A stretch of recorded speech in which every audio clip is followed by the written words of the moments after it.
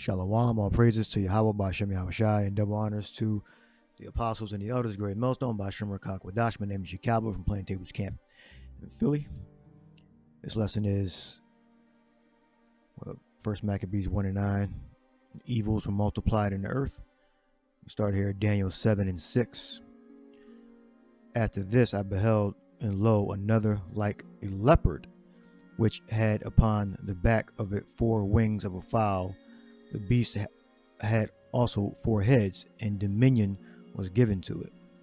So the leopard is referring to the Greek Empire, and the 4 are referring to his generals that were under him, the 4 principal ones. There were more than 4, but the 4 principal ones. So you're going to click on because you have the Babylonians, the Persians and the Medes, the Greeks, and then the Romans. And the Greeks and the Romans were the only 2 nations that were Edomites, that ruled by the nation of Edom, that assimilated the culture of the Greeks and the Romans. Now, they even tell you here when you click the cross-reference, the Greek Empire founded by Alexander the Great, because he united the Greek city-states by conquering them, not willingly. All right. And then he want to conquer east. The leopard is Alexander the great, so-called great, founding the Edomite Greek Empire. All right.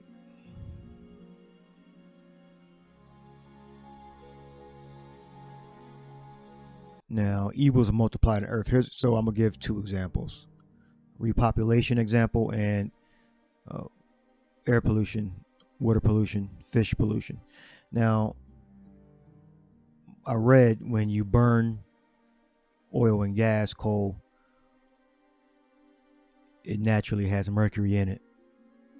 So from what I researched very briefly, those are the main ways and the most abundant ways that mercury gets into the air and into fish. So each year, coal-fired plants worldwide emit vast quantities of mercury, of which some 2,000 metric tons enter into the world's oceans in gas form. Once it is in seawater, the heavy metals, which can adopt various chemical forms, compose hazards to marine ecosystem, and you consume the fish. So that's why you have to detox. All right, you have to detox, and there's like a chain of smaller fish, smaller life forms absorb the mercury. Then the bigger fish, as the fish get bigger and bigger and bigger to apex predators, they consume all that mercury. So the apex predator has the highest amount of mercury. So that's why you shouldn't be eating sharks and those big short swordfish and those big fish. All right. Now, if they're clean fish, meaning that they're we go to Leviticus, the 11th chapter, fish we eat with fins and scales, and they happen to be bigger, you have to just got to detox. All right, you got to detox. All right, you have to heavy metal detox if you eat a lot of fish. All right, evils are multiplied in the earth. So you went for that. There's Maccabees, First Maccabees 1-9. Oh well, so 1-7. So Alexander reigned 12 years and then died, and his servants bear rule, everyone on his place. Was the four heads, the 4 wings, and after his death they all put crowns upon themselves. So did their sons after them many years, and evils were multiplied in the earth. And evils were multiplied in the earth. So that's what the lesson's based around. All right. So when Esau burns oil and gas, he throws mercury into the air and into the earth, into the soil, into the waters. It says, and there came out of them a wicked root, Antiochus, surnamed Epiphanes, son of Antiochus the king, who had been a hostage at Rome, and he reigned in 137th year of the kingdom of the Greeks, meaning the Edomites that took over the Japhetic kingdom All right, so they usurped their power over the Greeks, the actual Japhethites. Now, evils were multiplied in the earth. It's another example. Genesis 27:40. This is how we know that Alexander, his generals, the four principal generals, and the Romans too, the Edomite Romans. They're Edomites because Genesis 27:40 was Esau's blessing. And by the sword shalt thou live. All right. When you live by the sword, that means when you move forward to get land, to get resources, to expand, to grow, you do it by killing people. All right. You do it through violence. That's what live, and by thy sword shalt thou live. Look up live. We got chaya. That's how you're going to remain alive. That's how you're going to sustain your own life in a way that is successful, usually in earning a lot of money. All right.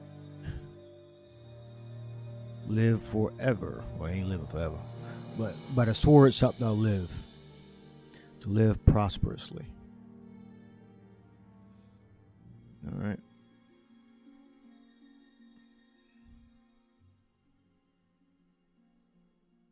That's the next one. Yeah, that was it.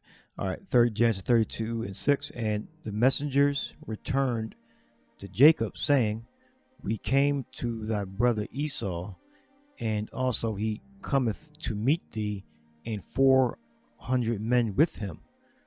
Right, because remember the blessing, the curse, the blessing and curse of Cain. Remember, said if anybody sees him, encounters him, they're going to kill him. All right, and Yahweh said, "No, I'm gonna put a mark on you, and I'm going to protect you." All right, because Cain was raised up to be a murderer in the earth, to be evil in the earth, and that same spirit is in Esau. All right, Esau, and also he cometh to meet thee, and 400 men with him, and Jacob was greatly afraid and distressed. All right, so why did Esau need an army? Because his blessing was the 27th chapter, I just read, by the sword shalt thou live. So he was already militant. All right, Esau was already militant. Jacob was not militant. You know, even though hand in hand, Jacob would have beat the shit out of Esau. All right, but he had that sword. He was bearing the sword. Jacob wouldn't be able to deal with that sword. All right, because that's not our blessing. The sword is not our blessing.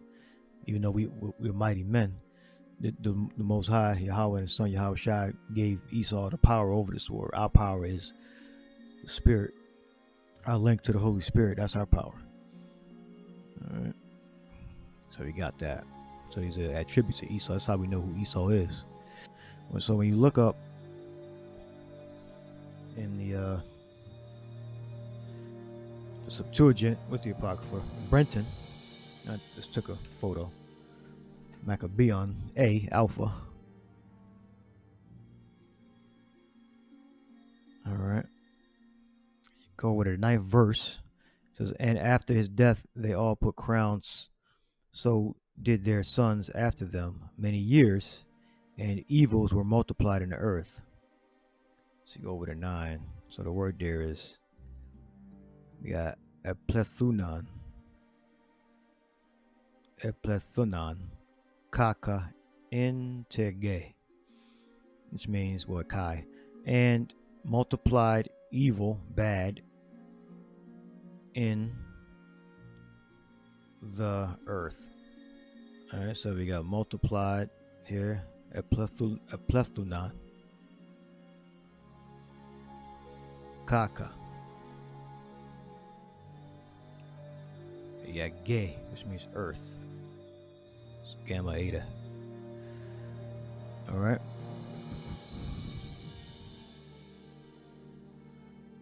Now we got eplethunan, they increased. All right.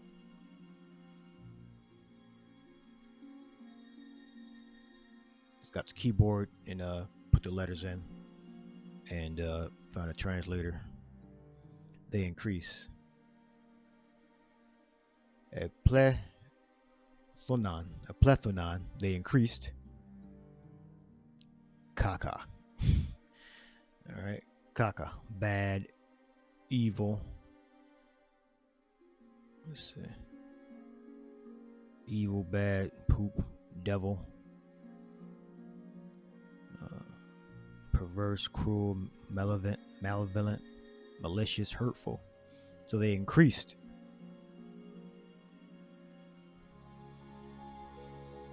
Evil, bad. So we read, and after his death they all put crowns upon themselves, so did their sons after them many years, and evils were multiplied in the earth. All right. So these are the attributes of the Edomites. This is how we know who they are. Click on evil again. Devil. All right, so Esau's a devil. Goddamn down here diabolic. Hope you can see that. You're probably watching on your phone. Evils. All right, so this is Esau.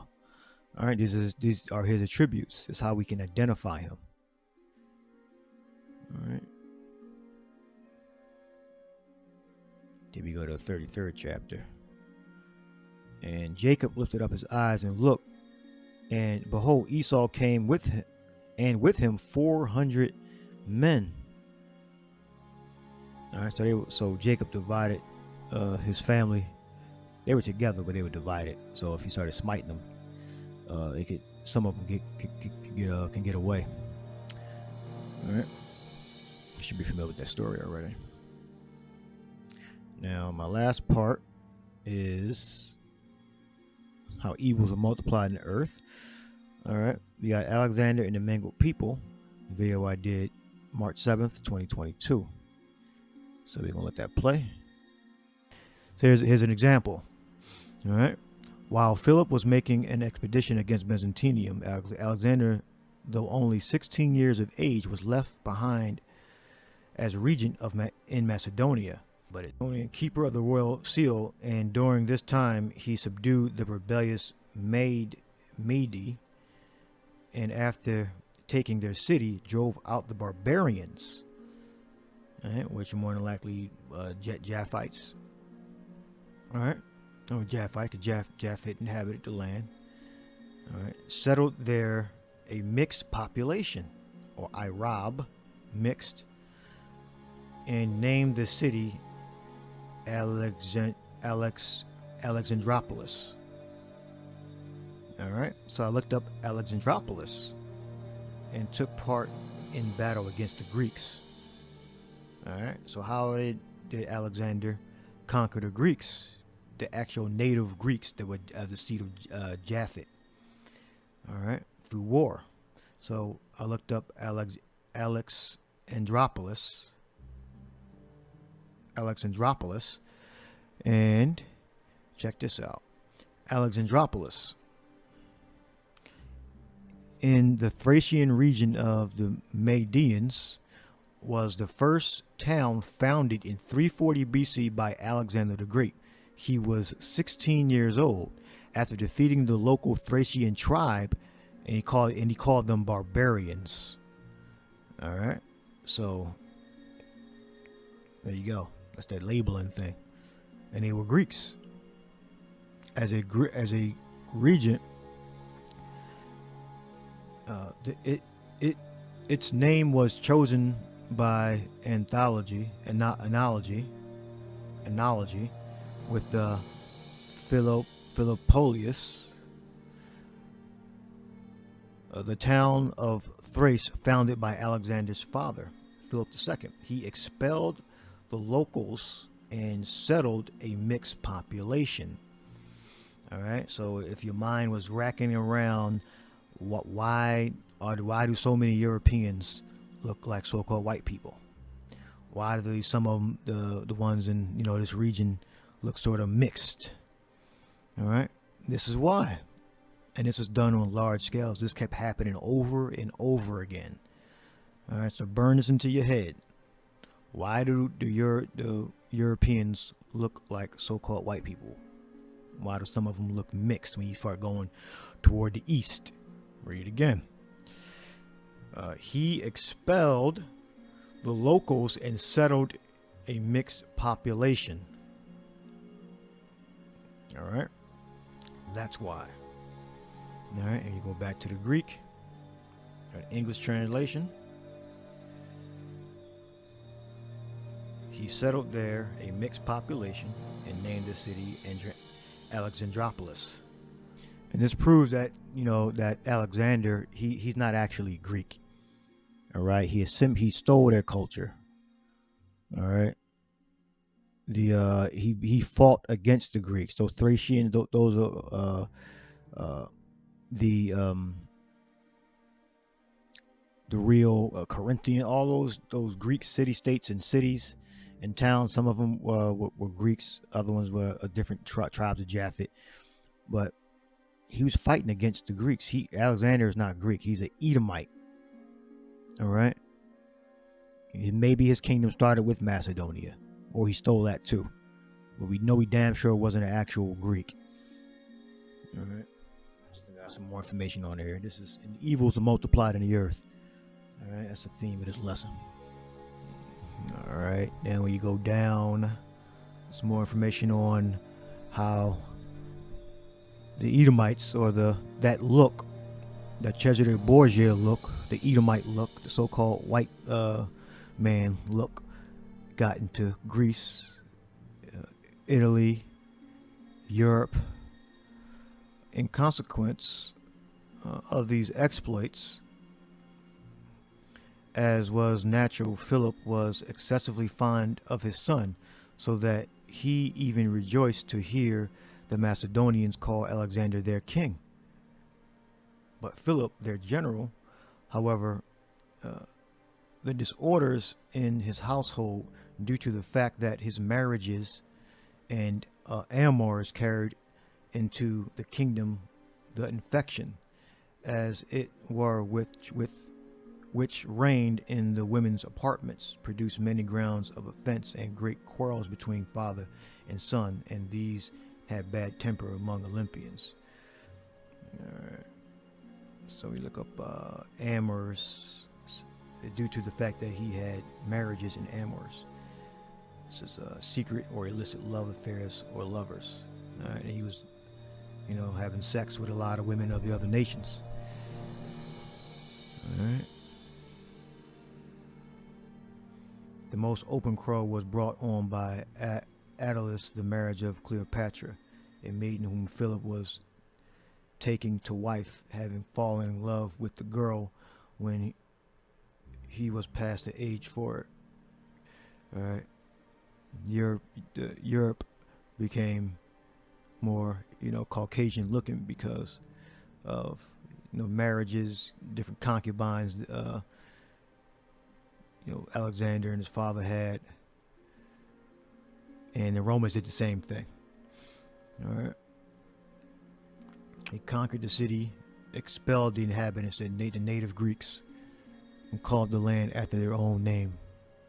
When you look up Philip had, I believe, Cleopatra here was Macedonian, but the other wives that Philip, Alexander's father, took were all either actual Japhites, either Greek Japhites or northern Japhites that were above Greece. All right. It says the most open quarrel was brought on by Attalus at the marriage of Cleopatra, a maiden whom Philip was taking to wife. I believe this is the seventh wife, and she was actually a Macedonian, Edomite. But his wives before were Japhetic wives. So that's another reason why people believe that the so-called white man is Japheth, is because the Edomites mingled their seed amongst Japheth. All right, so when people come out with these lessons, they say the so-called white man is really Japheth, which he's not. So-called white man is they're Edomites, Esau. All right, the Japheths weren't given the blessing of the sword. All right, the Japhethites, they were not given the blessings of the sword. And I believe Alexander's mother was a actual Japhethite. I don't believe she was an Edomite. So these are Alexander's this Renaissance picture. These are the 7 wives. 1, 2, 3, 4, 5, 6, 7. And these are all Greek or northern Japhetic women, except for, I believe, the last one, Cleopatra. I believe she was Macedonian, but the other ones were actual Japhethites. So Esau mangled his seed amongst Japheth. All right, and of course, when you look them up, they're all gonna look like all Edomites. All right, Esau is Edomite washing images, but these are Japhethites. All right, these are Greek names. You know, pure Greek names, which Alexander was not Greek; he was Macedonian. All right, Philip was not a Greek; he was a Macedonian. He was an Edomite. All right, Edomite, Esau, and Japheth are 2 distinct people, 2 distinct nations. And amongst Japheth, you have different nations amongst Japheth. All right, and one of them is Helen, or Greeks. And you look up Genesis 4:22. It says, and Zillah, she also bare Tubal-Cain, an instructor of every artificer in brass and iron, and the sister of Tubal-Cain was Naamah. Look up Strong's. Look up Tubal-Cain. We got Thobal Quayan, which means no, it don't mean thou will be brought to Cain.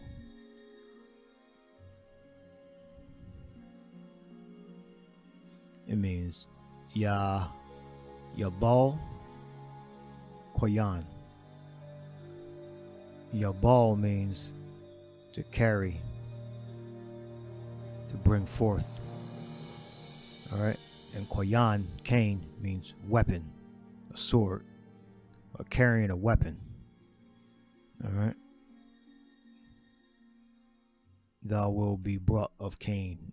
Thou will carry a sword. That's what it means. Thou will be brought of Cain. Thou shalt carry a sword. Thou shalt carry a weapon. All right, that's how it should read. All right, so this is the spirit of the Edomites. All right, the blessing was from the beginning, even before Esau. All right, because we're all spirits first, and then we take corporeal form in the flesh. All right, and we got the 23rd verse. And Lamech said unto his wives Adah and Zillah, hear my voice, ye wives of Lamech, hearken unto my speech. This is the descendants of Cain. For I have slain a man to my wounding, and a young man to my hurt. So he know that eventually he gonna be put to death. All right, else he wouldn't have said to my hurt. All right, if Cain shall be avenged 7-fold, truly Lamech 70 and 7-fold. So Lamech was even more of a murderer than Cain. Technically, Cain only killed 1 person. All right, that's recorded anyway. All right, it doesn't record everything. It just gives a synopsis on our beginnings. And Cain was a murderer. Lamech was a murderer. All right. Then the flood happened. So what happened? So after the flood happened, those spirits were reincarnated into the progeny of Shem, Ham, and Japheth. And then the various nations that broke down between those 3. All right. So the Lord didn't just get rid of all those people that were on the earth and say, you know what, y'all burning in hell. Y'all just waiting as some type of station. No, those spirits that were back on the earth before the flood reincarnated through Shem, Ham, and Japheth. All right, that's how the cycle works. All right. So that's it there. All right, so I think I'll end the lesson there. Evils are multiplied on the earth; they increased. Got eplethunan. They increased, and kaka, evil, bad.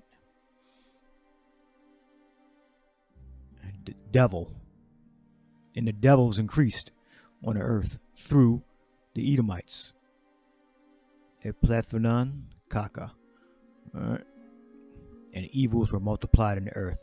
All right, so that's how you figure out who the devil is, who Esau is. All right, so hope you edified. Shalom.